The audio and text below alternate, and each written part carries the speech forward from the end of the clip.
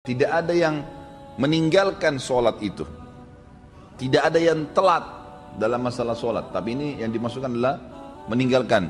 Kecuali yang di dalam hatinya ada kemunafikan. Sampai kata mereka, salah seorang di antara kami karena taunya tentang janji Allah di masjid berjamaah, sampai seseorang di antara kami disokong oleh temannya, ditopang. Karena nggak bisa jalan, maka dua orang teman menopangnya untuk hadir di shaf sholat berjamaah. Coba kira-kira seperti apa itu? Ya. Apa yang memotivasi mereka? Tidak ada kecuali satu. Masalahnya yakin benar dengan janji Allah nih. Gak ada yang ragu.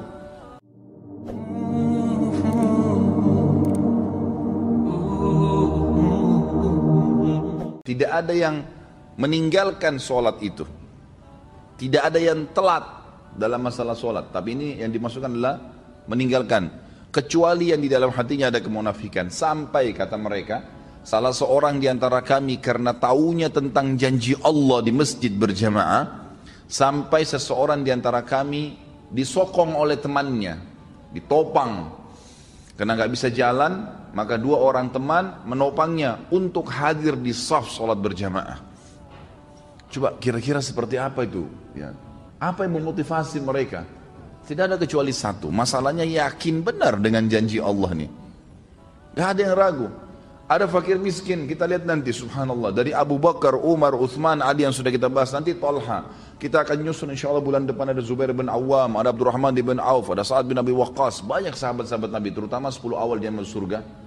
Kehidupan mereka teman-teman sekalian penuh dengan keyakinan seperti ini. Tidak pernah mereka itu kalau yang punya kemampuan berinfak 1 dirham, 2 dirham. Berinfaknya ini sesuatu yang kayaknya nggak mungkin kita lakukan, sulit itu. Kecuali yang Allah berikan hidayah. 15 miliar kalau nilai sekarang, 20 miliar. Dan harta-harta ini yang mereka infakkan, apa yang ada di rumah mereka pada saat itu ya. Bukan berarti harta ini yang diinfakkan berarti ada harta yang lain. Pada saat mereka menemukan keuntungan, ada uang, mereka gelisah kalau sudah mengeluarkan kebutuhan dasar rumahnya, masih ada yang tersimpan. Coba bandingkan dengan kita yang sibuk terus menabung. Ini berapa lagi nih? Dari 1 juta, kapan jadi 10 juta? 10 juta kapan jadi 100 juta? 100 juta kapan jadi 1 miliar? Tidak ada infak yang dikeluarkan, tidak ada sedekahnya. Bahkan pelit terhadap dirinya sendiri. Apalagi kalau mau membantu saudara-saudaranya yang lain. Apa yang mendorong mereka? Karena sangat yakin dengan janji Allah subhanahu wa ta'ala. Mereka luar biasa gitu. Masalah sholat, masalah jihad. Tidak pernah Nabi SAW mengatakan jihad, itu ada sahabat yang nunggu di rumahnya, kecuali munafik. Mereka sudah langsung, bahkan ada di antara mereka yang dengar kalimat jihad dari kebun kurmahnya, langsung. Ya, cuman pulang ke rumahnya nggak mandi, nggak apa gitu, langsung memakai baju pedang perangnya, membawa pedang dan perisainya langsung hadir di depan masjid Nabi SAW. Kita kadang-kadang subhanallah hanya karena keringatan nggak jadi sholat jamaah di masjid. Bagaimana ini gitu? Ciri khas sahabat mustahil mereka ketinggalan janji Allah. Karena prinsip dasarnya dalam masalah ibadah ikhwan dan akhwat sekalian, sekali kita ketinggalan ibadah itu, sulit sekali untuk mengulanginya. Saya sering sampaikan di pengajian saya. Kalau seandainya kita masbuk sholat subuh 1 rakaat, mungkin ada uzur, mungkin sakit perut, anggaplah, ketiduran, anggaplah. Tapi uzur ini hanya akan melepaskan kita dari hukuman Allah subhanahu wa ta'ala, kalaupun di perbuatan itu ada hukuman. Tapi ingat, kehilangan pahala nggak bisa diperbaikin. Beda antara orang yang ketiduran masbuk 1 rakaat dengan orang yang dasarnya memang bangun dan tiap hari dia paksakan dirinya untuk mendapatkan dari rakaat pertama. Beda pahalanya, walaupun sama-sama hadir subuh.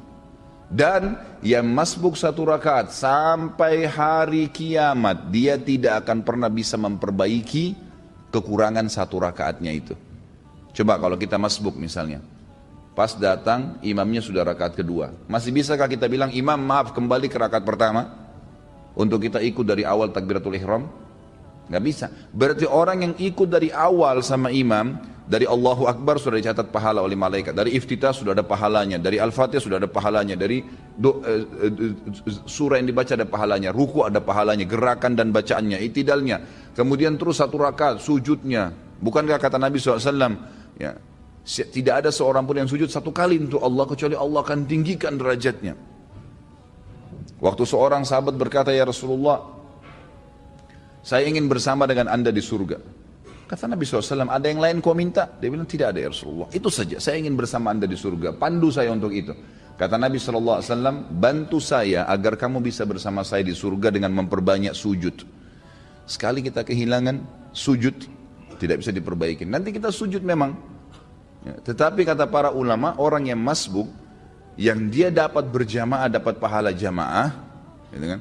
Yang dia masbuk yang tersisa, itu akan mendapatkan pahala yang bukan berjamaah lagi. Artinya berkurang kan gitu. Dosakah dia? Tidak dosa. Nggak ada hukuman di depan Allah SWT karena dia ada uzur ya. Tetapi perlu jeli teman-teman sekalian memahami bahwasanya tidak bisa terulang peluang ibadah itu. Saya pernah menemukan seorang ibu dengan anaknya miskin, luar biasa pakainya saya lihat gitu. Saya habis ta'lim di kampung Melayu. Kemudian saya keluar, dia beri isyarat, minta uang gitu. Saya memang sudah niat mau membantu. Saya bilang sebentar bu ya, karena saya lihat ibu itu duduk di bawah pohon gitu. Saya memang sudah niat mau memberikan apa yang saya dapatkan dari ceramah diberikan oleh majelis taklimnya. Kemudian saya sholat dulu bu, buru-buru karena saya takut iqamah, waktu itu sudah azan. Saya pun pergi ke sana, kemudian saya sholat berjamaah. Saya lupa nih kalau ada yang minta tadi, habis sholat duhur, saya selesaikan juga sholat nafilahnya di situ ba'diyah duhur, baru saya pulang, baru saya kembali. Mobil saya parkir kebetulan di dekat majelis taklim dan dekat pohon yang ada ibu minta-minta tadi. Subhanallah tuh saya kembali, tiba-tiba saya lihat pohon tersebut, saya teringat, wah tadi ibu yang minta nih. Mana dia? Saya cari nggak ada. Cari keliling nggak ada, sampai saya naik mobil saya 3 kali ikhwah, sekalian putar balik di situ. Nyari ibu itu mana? Sudah nggak ada, sudah pergi. Pada saat itu subhanallah Allah masukkan dalam hati saya penyesalan yang luar biasa. Khalid berapa menit tadi itu, berapa detik kamu korek kantong kamu untuk kasih ke fakir miskin ini. Sekarang dia sudah pergi, kamu mau dapat pahala dari mana dari orang ini lagi?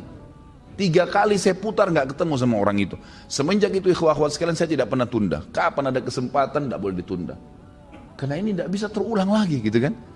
Nabi kita Muhammad SAW dalam hadis Bukhari selesai sholat asar tiba-tiba berdiri dengan sangat cepat lalu melewatin para sahabat ke rumah beliau. Sahabat semua heran. Kata para sahabat yang meriwayatkan hadis ini, kami heran melihat cepatnya gerakan Nabi SAW.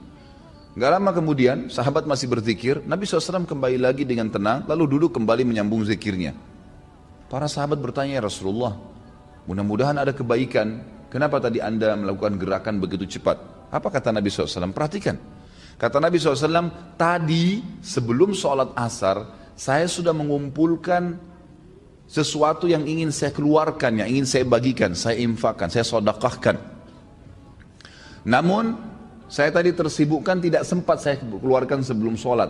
Maka saya ke rumah saya, kemudian saya membagikannya seperti yang saya inginkan, lalu saya kembali berzikir. Jadi Nabi SAW pada saat lupa ingat langsung menyelesaikan, lalu kembali lagi berzikir. Bayangkan ya, bagaimana cepatnya Nabi SAW mengerjakan sebuah amal soleh. Jangan ketinggalan ikhwah-ikhwat sekalian. Puasa Senin Kamis, kenapa antum gak puasa nih? Saya masih bingung kenapa ada orang gak puasa. Antum mati kalau puasa. Alasannya hanya karena panas, alasannya hanya karena kantor. Lalu kapan panas itu hilang? Gak bakal hilang.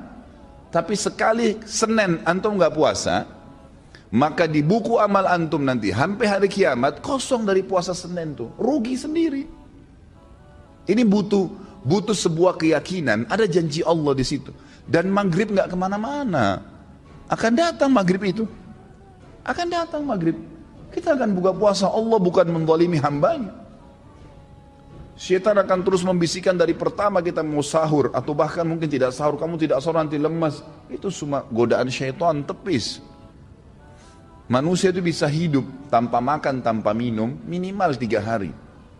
Tidak makan, tidak minum bisa hidup 3 hari. Gak usah antum khawatir gitu. Apalagi maghrib nanti sebentar, nanti sampai 5 detik, sedetik pun sebelum azan, syaitan masih godain supaya batalin puasanya.